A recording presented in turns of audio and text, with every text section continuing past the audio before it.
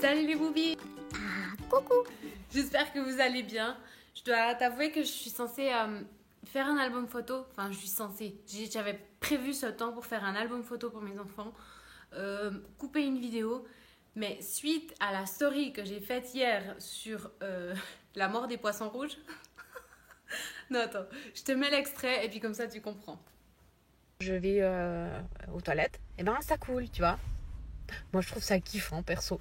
Sauf que l'autre matin, il y a ma fille qui arrive après moi aux toilettes et qui dit Maman, il y a un poisson mort dans les toilettes. Je regarde mon mari, je fais quoi? Il y a un poisson mort dans les toilettes, t'es combien?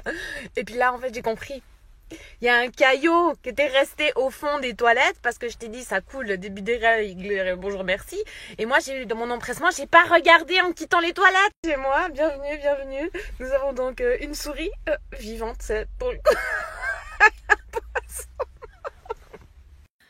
Voilà, donc bien entendu, il ne s'agissait pas d'un poisson rouge, mais d'un caillot de sang qui était simplement resté au fond des toilettes.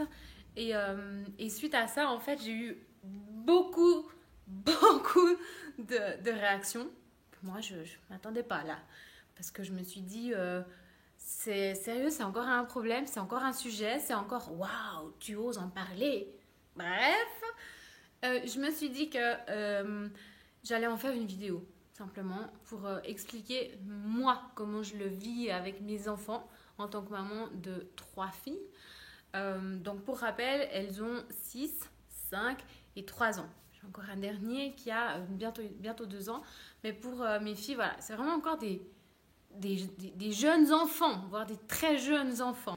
Alors moi je trouve qu'il ne faut pas attendre que les règles soient là pour en parler, pour juste vous dire moi mon expérience. Quand j'ai eu mes règles, j'ai pensé que j'avais fait caca dans ma culotte. J'ai planqué ça, mais genre bien dessous toutes les culottes parce que à 11 ans, j'osais pas. Déjà, je savais pas ce que c'était et j'osais pas dire à ma maman qu'à 11 ans, j'ai fait caca dans ma culotte, quoi. Donc j'ai planqué et je suis partie en colo. Et là, ma mère, elle m'appelle en colo. Karine, t'as eu tes règles? Hein? Mais quoi? Mes règles. Et en fait, je me suis dit qu'avec mes enfants, j'aurais pas de tabou, qu'on pourrait vraiment parler de tout tranquillement et naturellement et de façon très fluide en fait. J'allais pas forcément dire bon les enfants asseyez-vous à table, il faut que je vous parle d'un truc monstre sérieux, mais que en fait quand la situation se présenterait, eh ben, je leur en parlerais. Je répondrais en tout cas à leurs questions sans moi forcément venir sur le sujet. Et il s'avère que... Alors, chez nous, c'est porte ouverte, hein, les toilettes. Donc, voilà, c'est clair que moi, perso, je pourrais faire mon petit pipi toute seule.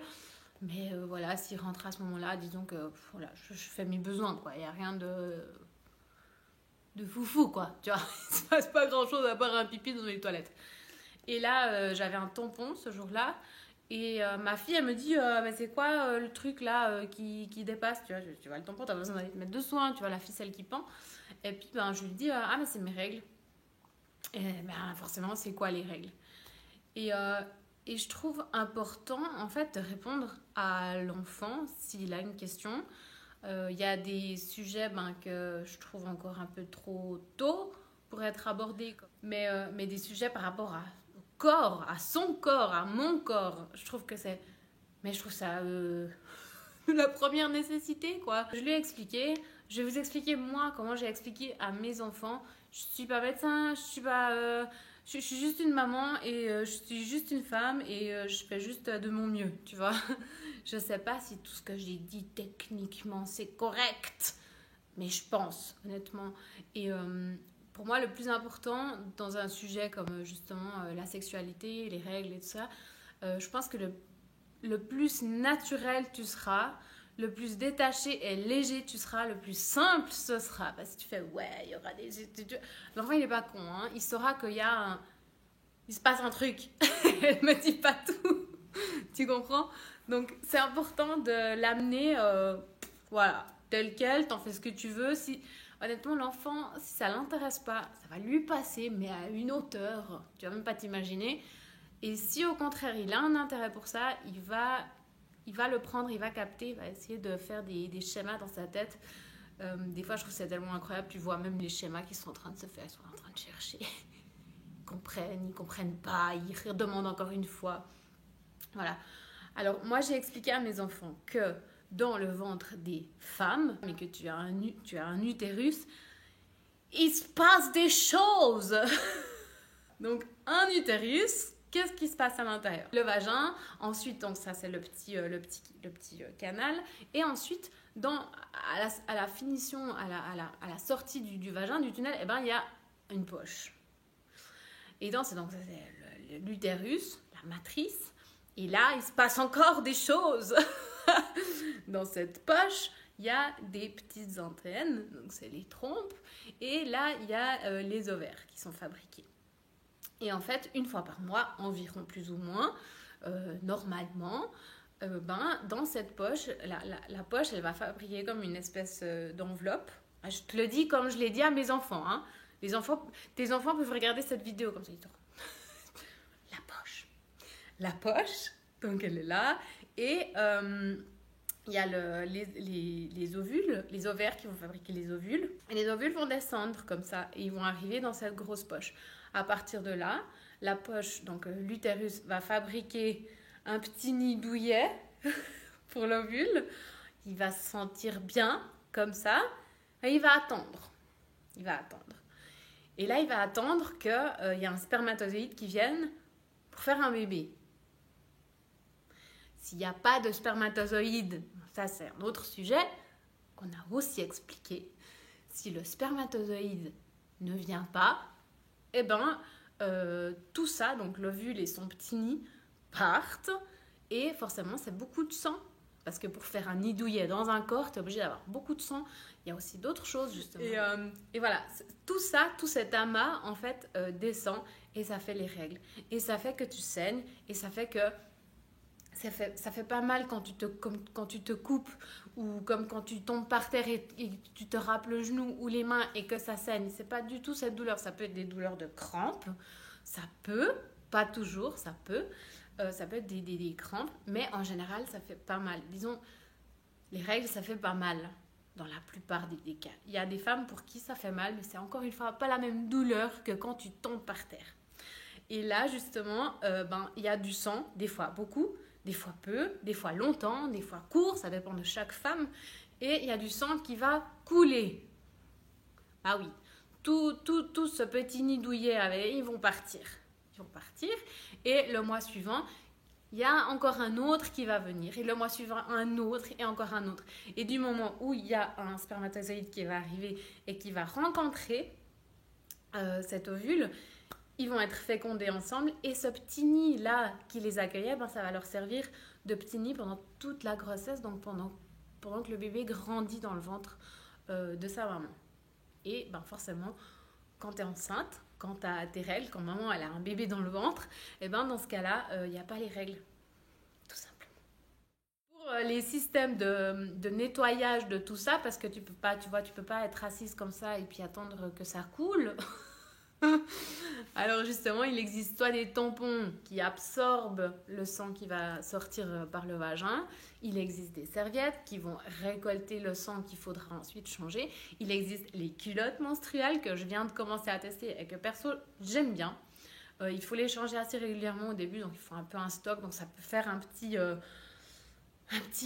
investissement budgétaire, mais ça vaut le coup. Et voilà, il y a différentes façons en fait de récolter et d'être au plus propre, avoir une meilleure hygiène possible par rapport à ces règles. C'est quelque chose de complètement normal, c'est quelque chose qui fait pas mal. Ça peut être impressionnant quand tu as des poissons rouges morts au fond des toilettes, mais encore une fois, c'est juste un amas de sang, un gros bout de sang. Ça a, je dirais pas ni d'odeur, c'est un peu une odeur de sang, mais c'est pas grave. Vraiment... calmos amigos, quoi. Je trouve que c'est des sujets qui sont méga importants, ça fait partie de notre corps, de nous connaître, d'apprendre à se connaître. Je vous ai dit, 2021, moi je prends ma place, quoi, et tu prends ta place, et c'est important que pour prendre ta place, tu te connaisses aussi, et puis tu saches comment tu réagis. Et par rapport aux enfants, honnêtement, on m'a demandé, oui, à partir de quel âge tu leur en as parlé. Très tôt, en fait. Alors même ma petite de 3 ans... elle a déjà vu, entendu les règles, mais c'est comme je te disais, à cet âge-là, honnêtement, ça lui passe ici, quoi. Ouais, ouais, l'écoute même pas. Mais je vois déjà qu'à 5 ans, il y a vraiment l'intérêt de comprendre. Puis c'est fascinant, après, les discussions que tu peux avoir avec tes enfants. Ben, voilà. Sans que toi, tu t'y attendes, ça débouche sur d'autres conversations. C'est des questions. Et puis, moi, je trouve ça fascinant, les enfants, quand ils commencent à te poser ces questions. Puis tu peux leur expliquer. Puis ben, il y a des choses que je sais pas. Et je peux pas tout savoir, tu vois. Mais là encore, je leur dis, écoute, là, j'ai pas de réponse à ta question, mais je peux me renseigner si tu as de l'intérêt, puis je reviens vers toi avec la réponse. Puis des fois, c'est, oh non, c'est bon, laisse tomber. Et puis des fois, ouais, j'aimerais bien que tu me redises. Et moi, si je lui redis pas, t'inquiète, elle va me le rappeler. Hein. Tu m'as pas répondu à ça. Et voilà, je trouve que c'est important d'avoir aussi la sagesse de dire, écoute, ma chérie, moi, je sais pas tout.